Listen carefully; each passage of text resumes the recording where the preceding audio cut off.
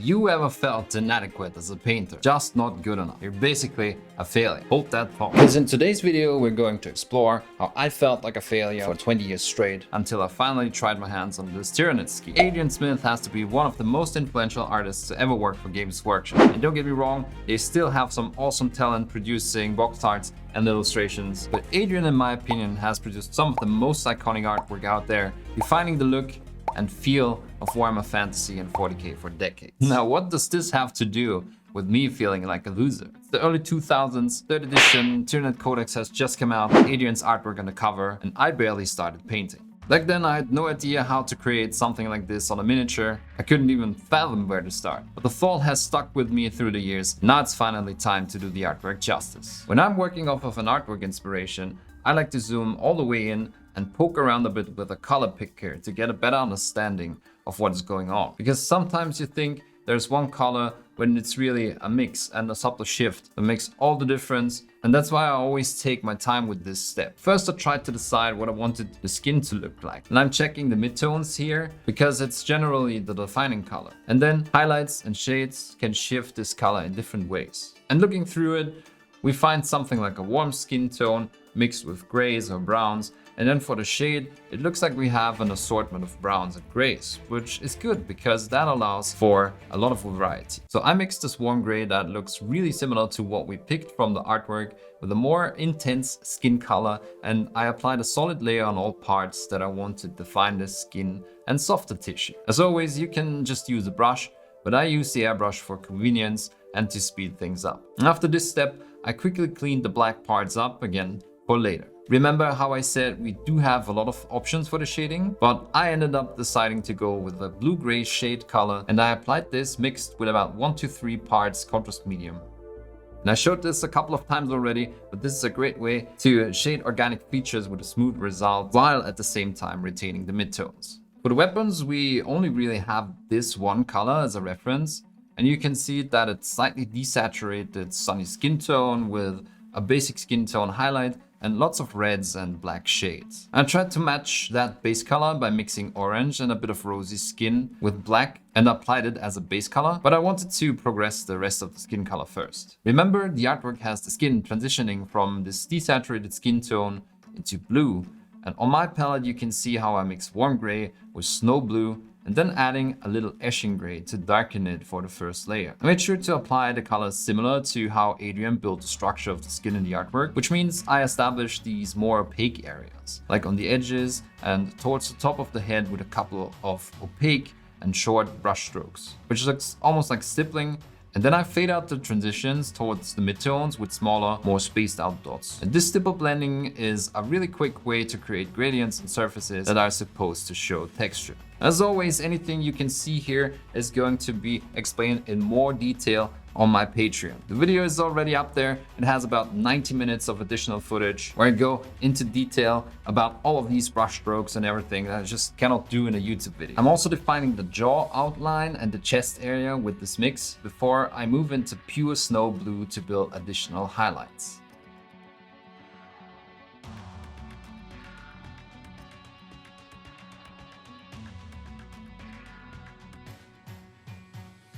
For some color variation, what I tried to do was to copy this. So there is around the jaw area a darker reddish skin tones, and it's especially intriguing here in my opinion because it's almost saturated. To achieve this particular look, I mixed a bit of magenta with rosy flesh.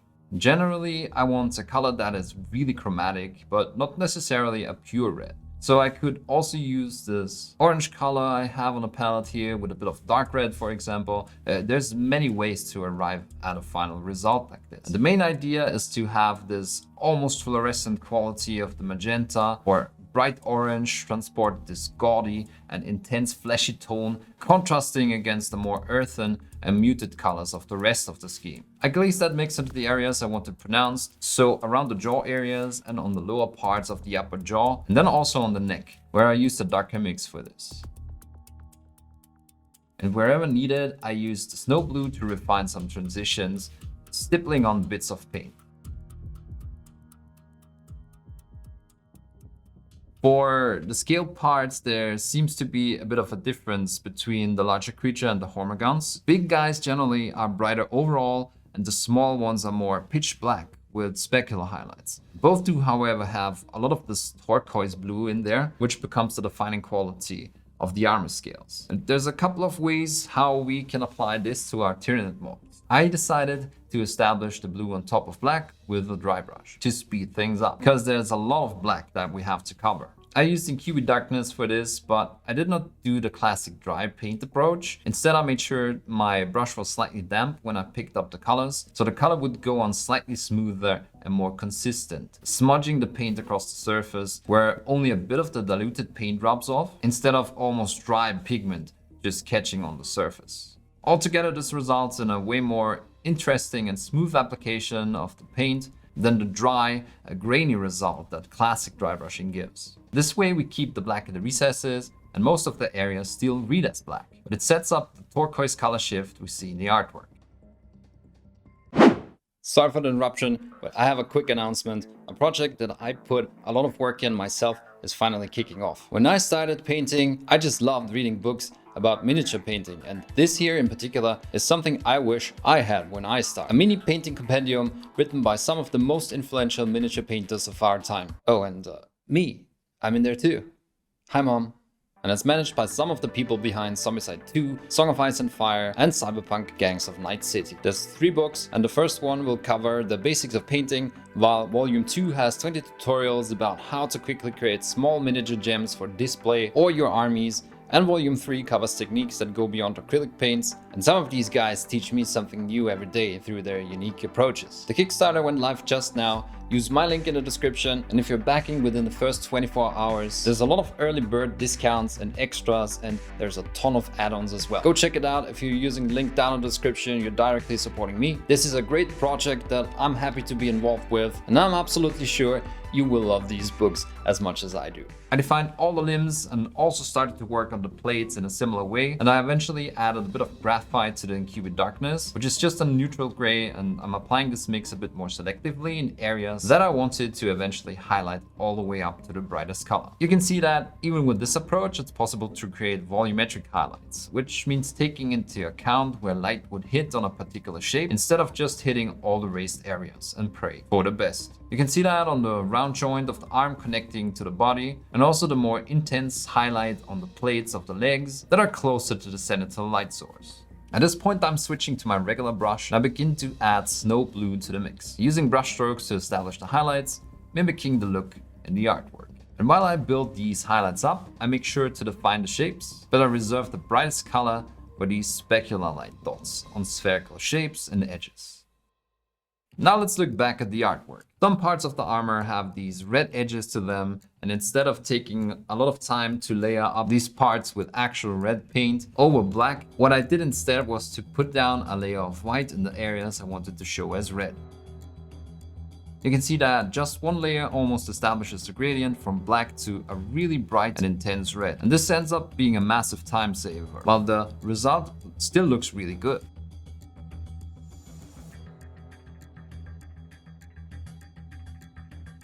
Here and there, I just add more thinned down layers over the transitional areas to make the gradient even smoother. So instead of highlighting this up with shades of pink as we see in the artwork, instead I'm going for just a grayscale and ultimately whites.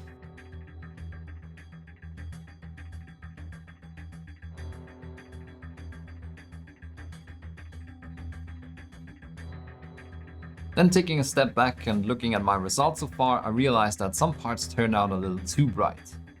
I simply lost a lot of the black while building up the bluish highlights. So I took some black and glazed it into the gradient to darken it. And this is a really great strategy for really smooth results, by the way, without spending a lot of extra time. As I always say, knowledge is power, or speed in this case.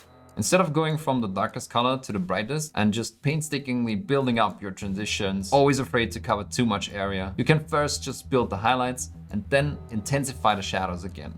This usually results in much better contrast, and it also helps you to smooth out your gradients. The chest area is really what always drew me to the art. It looks really outlandish, almost like skin got peeled off of a rib cage, and I tried to replicate this by adding a bit of Nocturnal Red, which is a regular acrylic paint, to darken the Blood Angels Red, and I slapped it on the chest and ventral areas of the neck. You can see that the color still is transparent enough to let the gray shine through. As you already noticed, I wanted to see how well the scheme adapts to the bigger creatures. So here's the red chest adopted to a Van Ryan Leaper, and I'm slapping on my mix again, applying a second layer in the middle section that I wanted more opaque, and I let the paint run into the recesses too. I also did a little feathering on the ribs to get transitions into the gray. And finally, I placed a few highlights on the gray and also a few orange dots on the red. The only thing I couldn't apply directly the way I did on the small creature was the tentacles, because it had none. And I wanted them to look fleshy and somewhat soft, but also like it will freak you out if you saw it. So on top of my initial shading, I just used basic skin tone to build a few highlight layers and structure like lines or stippling. On the claws of the fangs that attach to the tentacles, I built a few orange patterns over the black base color to give it a bit more of an interesting look. The inspiration coming from different beetle species. Or think about poison dart frog patterns. I built the last highlight with pastel pink and then drew it all together with a wash of Blood Angels Red and orange, which results in this super intense color, and it really makes these tentacles come to life.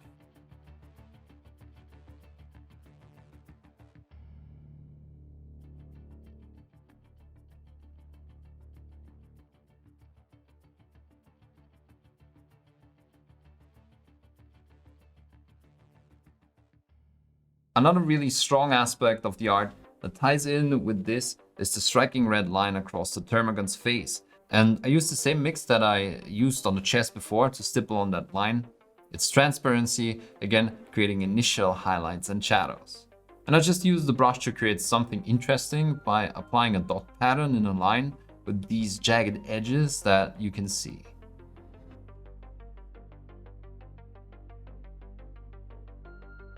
I also slapped on the color on the lower jaw, blended it together with the skin tones, and made the tip darker to make it look even more menacing.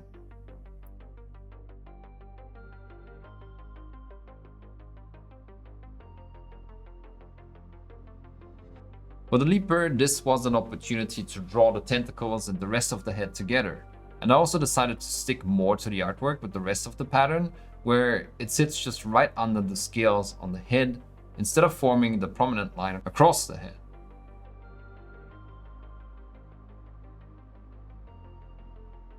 If you think back to my first Tyranid video a while ago, when the Leviathan box came out, I don't like Tyranid schemes that just treat the individual elements as distinct features. Here goes color A and here goes color B, and there's nothing drawing them together.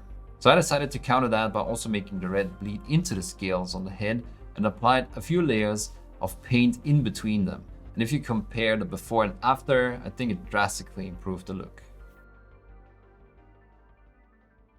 The black carapax of the Tyranids does have more shades than just turquoise blue if you look more closely. We can also pick up greens and purples, and after I was done defining these larger plates with the line pattern that I used on the rest of the mini, this inspired me to add some of that shade into the tail area as an extension of the chest. The color I mixed was the blue-gray I used in the beginning, and then just added a bit of the Blood Angels Red. I gave it a second pass with a mix of these colors that turned out more magenta by adding even more Blood Angels Red, and I left that last layer to settle in the recesses only. Now, a clever use of detail is the way Adrian made these poison glands and the rich details that are so typical for the Tyranid range stand out by using this yellowish green. I painted all of these details white and then put a yellow and green contrast paint on my palette and mixed a third puddle so I could have a couple of options. Because if you look closely, the color changes slightly on the artwork depending where it is on the body. I started with a mix of yellow, and then depending on how dark I wanted it, I shaded the recesses with the mix or the pure green. And that looked surprisingly good, so I left it at that. Because why make your life harder if you don't have to? And I also finished the eyes in the same style. Next, let's talk about the weapons of the two creatures. I defined the values of the gun by just making the base mix drastically brighter and darker respectively, and then used selective washes of skin tone mixes I still had on the palette to apply shades of the colors we picked from the artwork. Mostly shades of skin tones, black and dark red, and I also quickly defined the eye, this time with just a few reflections on a pitch black base. I also tried to make the teeth look more metallic, think about the Geiger aliens. So I added a main reflection and a bounce light before I moved on to the raptorial legs of the leaper.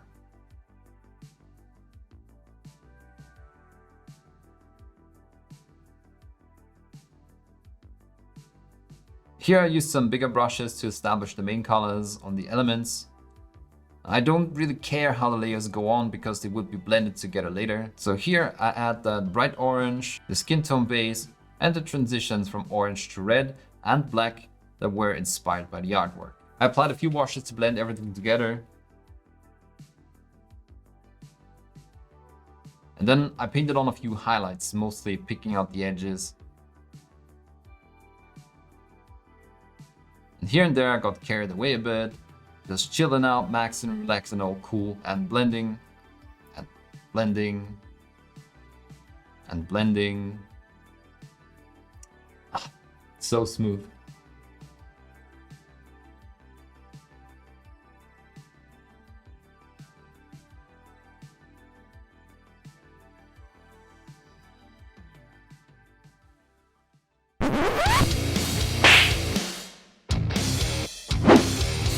These just make every Tyranid creature or creature period look so much more alive. And they are really easy to do. I thought about doing them in this poisonous green or even red maybe, which can be achieved by mixing in color on the palette or just painting over the threads once they're cured. But I thought this looked good enough to be honest, and I didn't want to get carried away.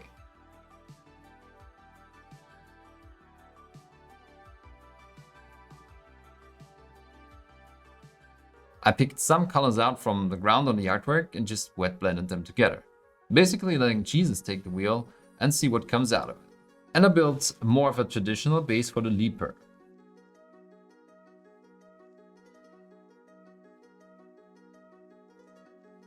As always, when I start out inspired by an artwork, I eventually take some liberties and detours, but I like the result. I really like how the bulk of the body is just black, and you have the bright faces and the reds on the armor plates stand out and create some nice highlight. This is definitely a pattern I'd want an army in, but like I said, this mainly was something I wanted to paint for the past 20 years and never really got around to doing. So the way it came together finally closes out this chapter. Time to find the next artwork and be inspired by.